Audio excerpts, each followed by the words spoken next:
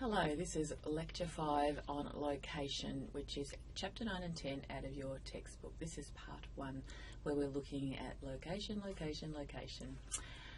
Okay, so you may have heard this term before, but it is very, very important in retail, and it has a direct connection to the cost of rent that we pay based on how good the location is.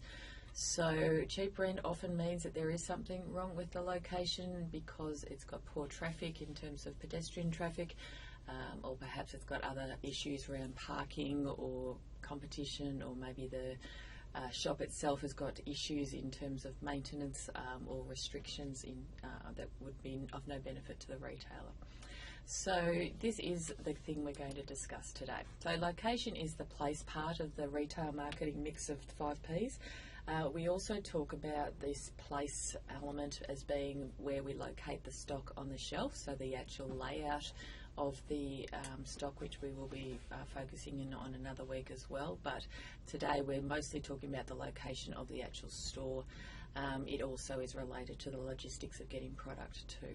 But today is all about how do we choose the best location for the retailer, because it's a very risky decision, mainly because it has a long-term element to it. Though it can be changed, you're often locked into a lease, conditions around when you can get out of it, and the issues around redecorating the store, etc., also pose a risk and a consideration on choosing the right store location. So some of the things we're going to look at today revolve around the demographics, of course, and the population of who was going to be going to that store in terms of convenience, destination, those sorts of things. What other competition is around? Believe it or not, competition is actually good for locational choice, because it often means the customer sees that as a busy area for that type of product category. However, there can be such a thing as too much competition. I know in our little street near us, in terms of the street shopping centre, we've got 5 hairdressers, which I would think, it's hard for them to stay busy in terms of attracting locals when you've got quite a lot of choice around hairdressers.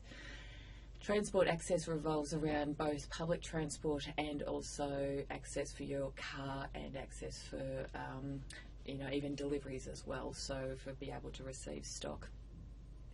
Parking availability is talking about not only the nature of number of car parks available to the store, but whether there's payment, you have to pay for them, whether there's likelihood of receiving a fine, undercover aspects. So parking is definitely one of the considerations that people think about in terms of stores. The type of stores that you're near, so if you are a premium store locating next to a drug rehabilitation centre, may not really work. Also, the type of customers that shop there may be the type of products that they're buying may suit your type of store as well, so that's also a consideration. Of course, the costs of rent. Most of our retailers do not buy their stores, they tend to rent their stores in terms of lease agreements, and any other restrictions that perhaps the council imposes on that retailer as well, around things that they have to do and things that they are not allowed to do, which can also impact on the shopping centre type location strategy around shopping centre regulations or shopping centre requirements for you to move there. So, looking at how, particularly relating to traffic, so pedestrian traffic relates to walk-by traffic, so people actually walking past your store. So this is very important in a shopping centre, and relates to one of the main reasons why you would go into a shopping centre, because they attract a lot of people to the shopping centre. Vehicle traffic can be both drive-by, so people noticing your store by driving past on a main street, but they may also relate to the ability to get to your store as well. We just spoke about parking. Public transport, very important. If people are not driving or walking, how else can they get to your store? So if it's near a train station, bus station, tram route, something like that, it may mean that people can get to your store quite easily. Store composition relates to other stores within your group of stores that you're next to. Specific site relates to things like whether it's isolated in a shopping centre or in a street location. So first of all, when we are looking for a new store, the things that we may look at are the existing retailers in that area from a competition, but also a busyness aspect. So if there's a lot of retailers in the street, for example, this may be a great street to be in because it will attract a lot of people. If you're looking for that local kind of customer, understanding the different aspects of where they're going to come from and how they're going to get there. So we're trying to analyse the trading area, which we'll get to in a minute. Whether this is a shopping centre or in a street location is often one of the main choices people make, and it's very linked into the cost of rent and also, as discussed, the cost of how many people are likely to be walking past and competition as well. So what are we going to choose? What type of location? Sometimes we're actually in a situation where we may have 3 or 4 opportunities for leasing, and we've got to try and weigh up which is the best one. So we've got a criteria and evaluation checklist coming up where we can look at how do we compare the different costs, the size of the store, for example, the type of parking, all the other elements as well in terms of regulations. So ultimately we will look at all the different alternatives and then decide which is the right store for us. There is some software out there that is helps you with these choices. This is called Geographic Information Systems, GIS, and this helps you with mapping when having a look at trading area characteristics. So we're looking at the type of customer, so if we're looking at perhaps people who are working in the area or living in the area, people who, based on income and age, we can segregate them and see where the opportunities are.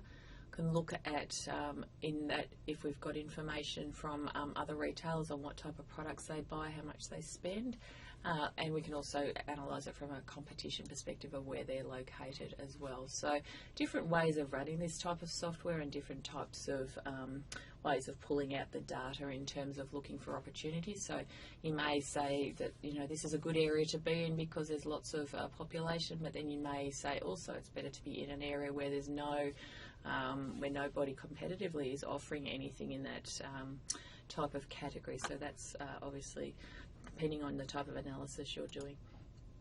Some other just ways of having a look at it in terms of clustering and where, again, primary and tertiary opportunities and secondary opportunities are based on competition and based on location of customer base.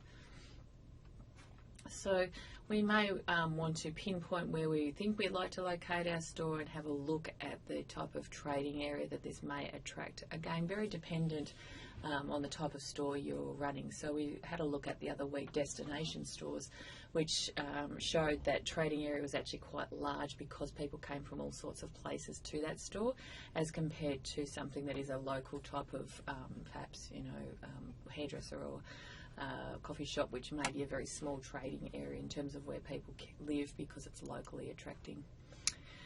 So the definition of trading area is geographic area, and having a looking at the customers for this particular specific group of services. Sometimes we have situations where there's overlap, we call it trading area overlap, where we may be picking up customers from, so if we have 2 stores, for example, we may have a situation where customers can go to either store. This happens a lot with supermarkets, petrol stations, convenience stores, where they may, depending on convenience of the day or traffic, choose one or other location. So they may choose some to have an overlap situation where they can actually choose both.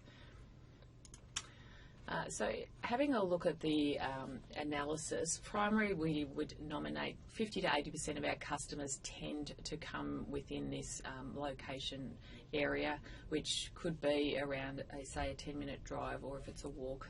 So people would choose it based on it's not going to take them long to get there. The secondary area is about 15 to 25% of sales as such.